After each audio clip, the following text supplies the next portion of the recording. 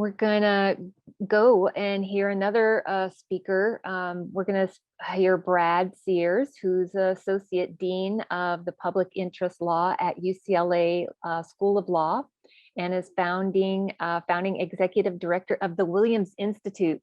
So the Williams Institute, for folks that might have never heard of it, is a really great place that does a lot of great research for the LGBT community. That research has been used to drive a bunch of policy changes, and we're going to hear about some of Brad's good work. Welcome, Brad. Yeah, thank you. Thanks so much for having me here, and it's an honor to be part of this discussion with everyone. I think I'm just going to amplify basically what everyone else has said, and I think if there's any kind of take-home point is that this campaign against trafficking, the criminalization of sex work, is not about stopping, preventing any sort of harm. It's not about safety. It's not about security for anyone. It's, as previous speakers have said, it's about control, I think as someone has said, or feeding the prisons and our kind of prison industrial complex, as Nana said. Like, this is about controlling populations and feeding a system. It is not about individuals and their behaviors. And so I think my main area of research related to sex work deals with the criminalization of sex work for people living with HIV.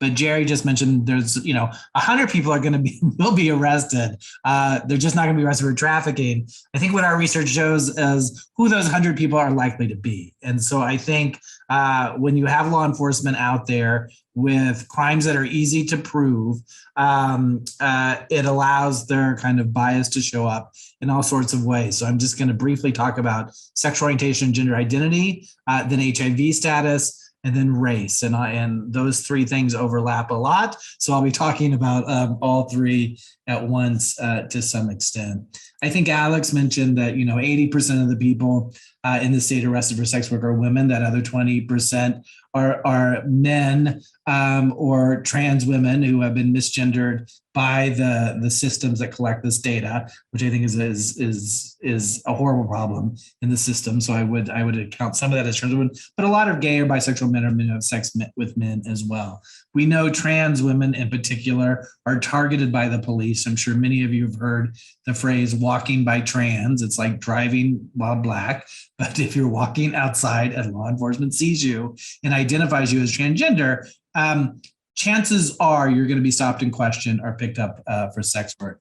I'm going to put a study that we did with Bienestar and the Trans Latino Coalition about the experiences of trans Latinos with law enforcement that shows that of those who had been stopped by the police, 60% reported that they were doing nothing when stopped besides going to the grocery store, walking the dog, visiting a friend, but they were merely the fact they were on the street and trans, they were suspected of being sex workers.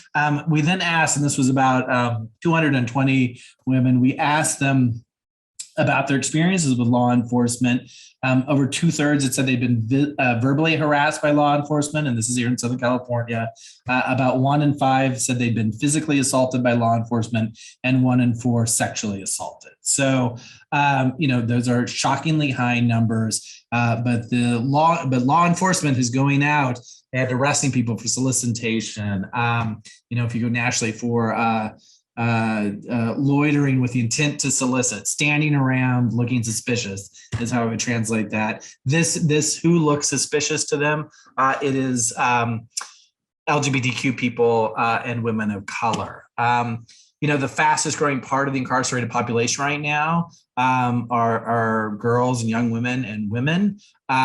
Sexual minority girls and women make up 30 to 40% of those are incarcerated. And so we also know that there's much higher rates of incarceration for all parts of the LGBT community.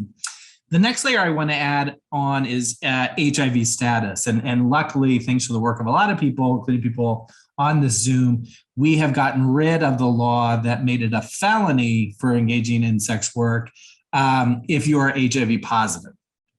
If you're not familiar with this law, you might think, well, there might be some sense in that. You want to prevent HIV.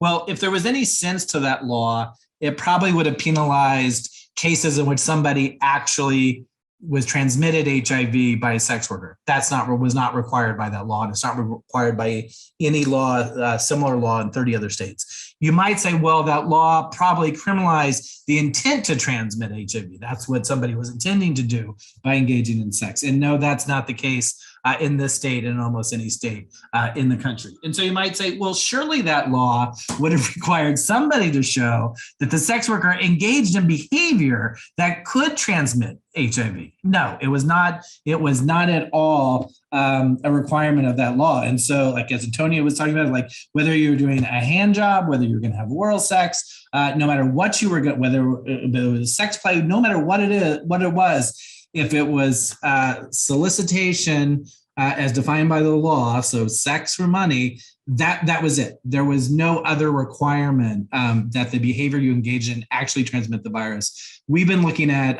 enforcement of these laws, throughout the United States. And in 99% of them, there's no transmission, no intent to transmit, and there's no conduct that would even make it possible to transmit. And when you think about that, when you think about how sex workers are arrested, it makes perfect sense because the majority, I think, fit in, and I thank you for sharing your story, Antonio, but I think fit that story of being entrapped, of like being part of a sting. And so, of course, no sex has actually happened before those arrests. And so there's nothing that could happen that would transmit HIV. And when we look at the criminalization of HIV, it's mainly the criminalization of sex workers. So we did a study in 2015 about all of the HIV criminal arrests in the state. There were about 800. 753 of those were against sex workers. What did that mean for those people arrested? It meant that what would have been charged as a misdemeanor was kicked up to a felony, punishable up to 3 years in prison. And the average sentence, when we looked at the actual sentencing data, was about 2 years. And so the consequences definitely were ramped up. When we look at this in other states, folks who get that special crime for sex workers who are HIV positive, they also go on the sex offender registries where they stay on for life and have other lifelong consequences, including not being able to vote, the consequences of having a felony on your record. And then I'll just end by mentioning the kind of overlap of these arrests with race.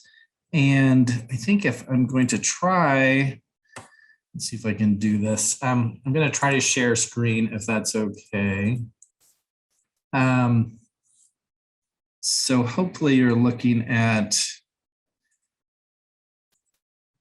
a slide. This is looking at a number of states where we've looked at this. If you see the first little blue bar, and we'll start here in California, but you can see this is true in every state. This is the percentage of the state that are Black women. If you look at the yellow bar, we'll see that HIV has been allowed to spread in Black communities, unlike in white communities in particular. And so there's a higher percentage of Black women in every single state who have HIV.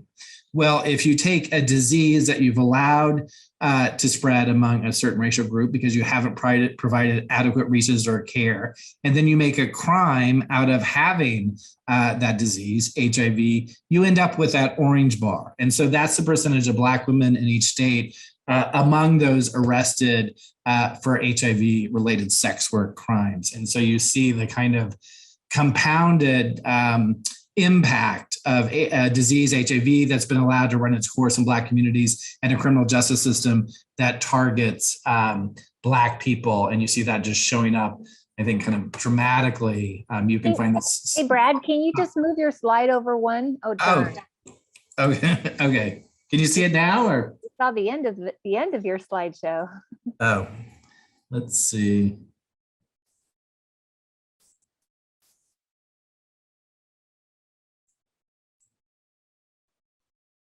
Better. Okay. Let me move that. Yeah. So anyway, and I can send this around afterwards. I mean, I think the driving point is it's not random who the police are going after in the name of, kind of protecting people. It is the same people, that have been left that have been not provided health access to health care, that is facing kind of economic difficult situations, and that the criminal system goes after. And so I guess I would just echo everyone else, is that my research is focusing on HIV criminalization is none of this is about individual behavior. None of this is about safety. It's about systems, and that's where our attention should focus.